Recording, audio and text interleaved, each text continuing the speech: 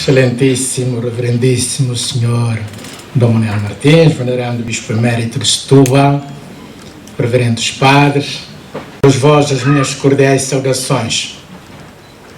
Antes de dizer umas palavras, permiti-me que dirija uma palavra de profundo agradecimento a todos os presentes, que nesta tarde domingo renunciastes ao vosso descanso e passeio e porventura diante da televisão a ver Benfica e Vitória de Guimarães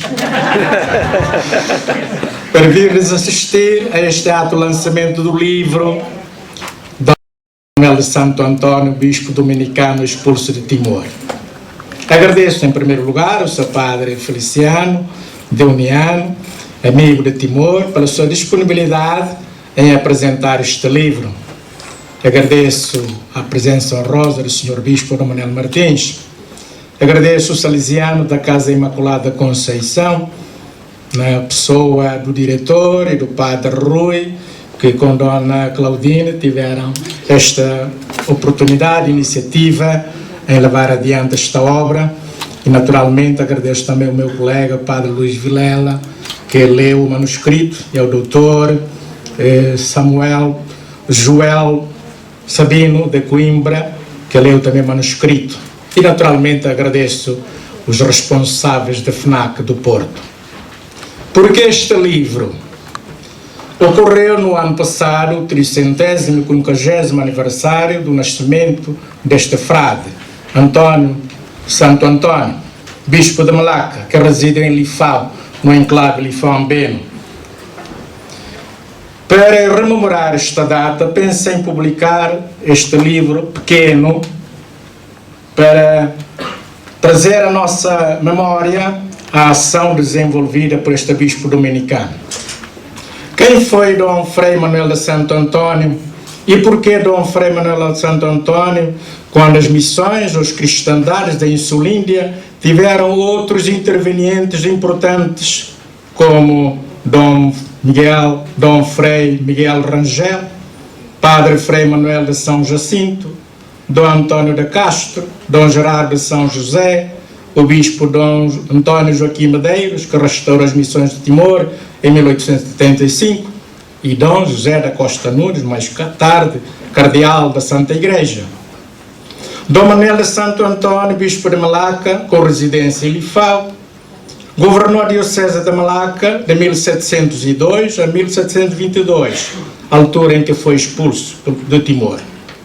Como sabemos, a Diocese de Malaca foi ereta em 1558 e o seu primeiro bispo, Dom Frei Jorge de Santa Luzia, natural de Aveiro, governou a Diocese de Malaca de 1558 a 1576. A ereção desta enorme diocese deu-se pela bula Pro Excelente Preeminência, de 4 de fevereiro de 1558, do Papa de feliz memória Paulo IV. Na altura, a Diocese de Malaca abrangia vasta região, que vai, digamos assim, da atual Birmânia ou Mianmar até a Indonésia e Timor-Leste, cobrindo Vietnã, Camboja, Singapura, Malásia e o sul da China. Desde o ano de 1558 até 1640, os bispos da Malaca residiam na cidade de Malaca. Porém, depois da queda daquela cidade por os holandeses, em 1641, os governadores do bispado começaram a fixar a sua residência, ora em Makassar, no sul das Ilhas Celebes, ou Sulawesi, ora em Lifau, em Timor. O primeiro governador do bispado que estabeleceu a residência em Lifau foi o padre Frei Duarte Travassos, em 1640, e que também foi assassinado pelos indígenas de Lifau, porque ele era contra os ritos, os costumes, não é, daquela altura. Em 1698, desembarcou em Lifau o padre Frei Manuel de Santo Antônio.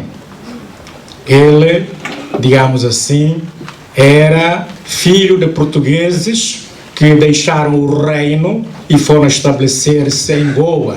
E por isso aqueles portugueses de Goa chamavam-se reinões, vindos do reino, que depois fizeram a sua vida em Goa.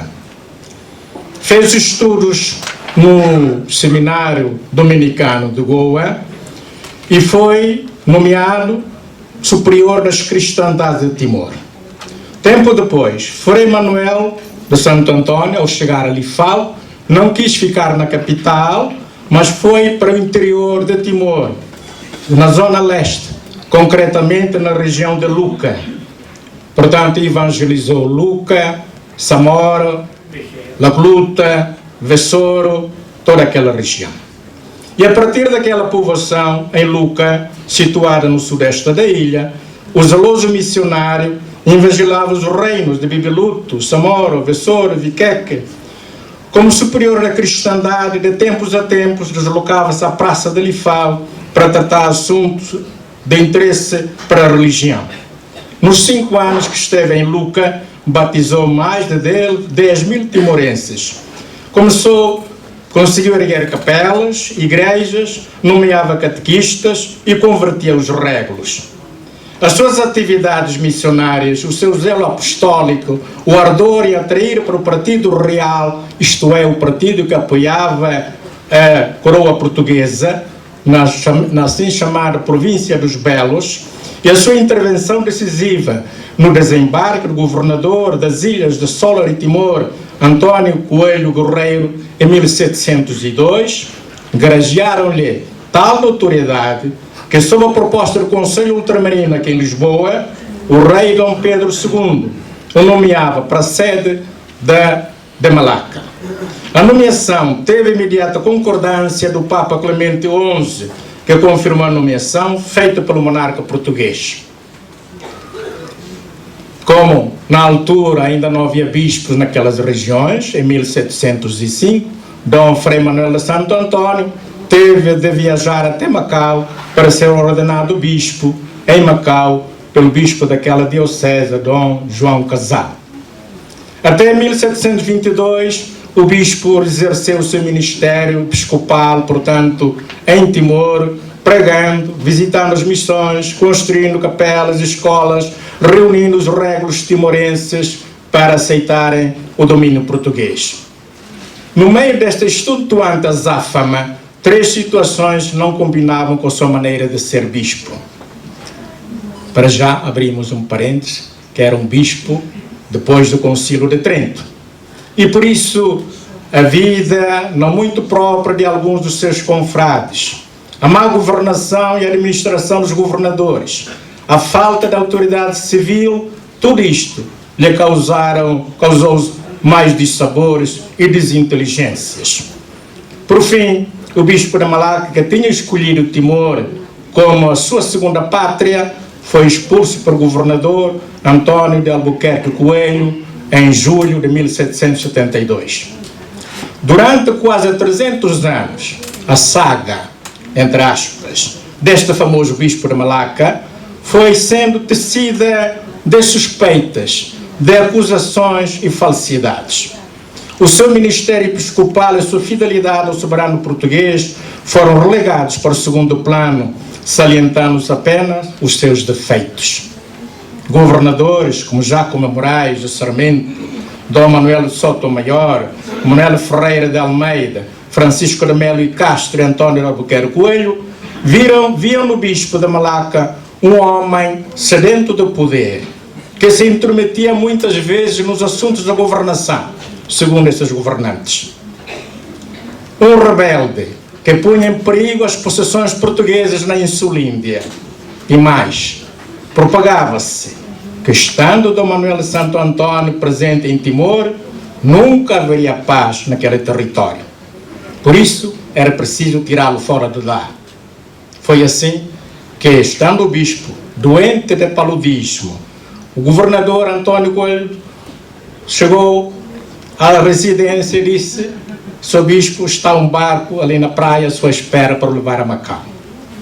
Sem nada, partiu o bispo, que tinha servido Timor por tanto tempo. Nunca na história das missões católicas do padroado português do Oriente, um governador teve a ousadia de expulsar da diocese um bispo nomeado pelo rei de Portugal e pelo Papa, como fez Antônio Albuquerque Coelho. Advertido pelo monarca e pelo vice-rei da Índia portuguesa, Antônio Coelho foi obrigado a abandonar o governo de Timor e Solar. Mas chegando a Goa, não deu explicações a ninguém e foi preso por um mês apenas, depois libertado.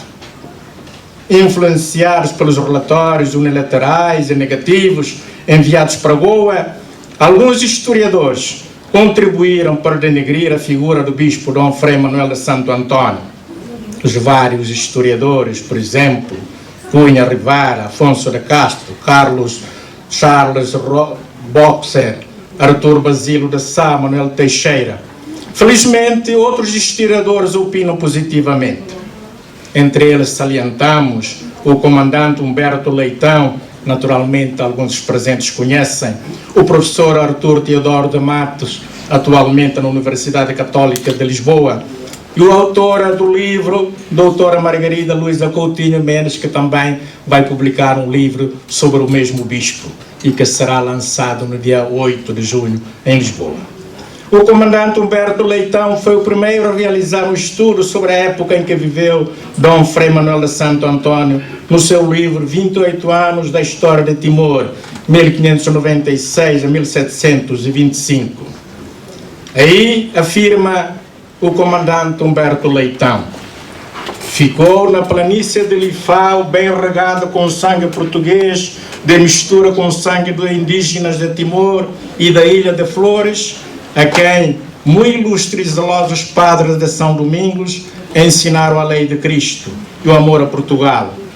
Todos quantos à sua vista possam invocar as renhidas lutas ali travadas, as dores, os sofrimentos e os sacrifícios dos que à sombra da nossa bandeira lá viveram horas tormentosas, não poderão deixar de sentir que por sobre aquelas terras paira a sombra vigorosa do célebre bispo de Malaca. É bem possível que nessa planície de Lifau, a qual as fomes, as lutas e a insalubridade do clima transformaram em vasto cemitério, houvessem ficado também sepultadas para sempre as pretensões de Portugal, a ilha de Timor, se não fosse o padre Manuel de Santo Antônio. Fim da citação. Por sua vez, o professor Artur Teodoro de Matos, com justiça e equidade, fez ressaltar a figura do bispo de Malaca com um notável artigo publicado na revista Camões. Diz o professor Artur Teodoro de Matos, cito: Dom Frei Manuel de Santo Antônio, missionário e primeiro bispo residente em Timor, missionário por excelência, feito bispo, não poderia pactuar com comportamentos imorais e procedimentos mundanos de muitos dos seus irmãos da religião. Talvez não tenha sido o bispo modelar e, como político, também não terá tido sempre o melhor desempenho. Precipitado em muitas das suas decisões, as vicissitudes do meio e as muitas contrariedades talvez tenham aguçado a sua irascibilidade, mas pautou sempre a sua ação por princípios que defendeu até a exaustão.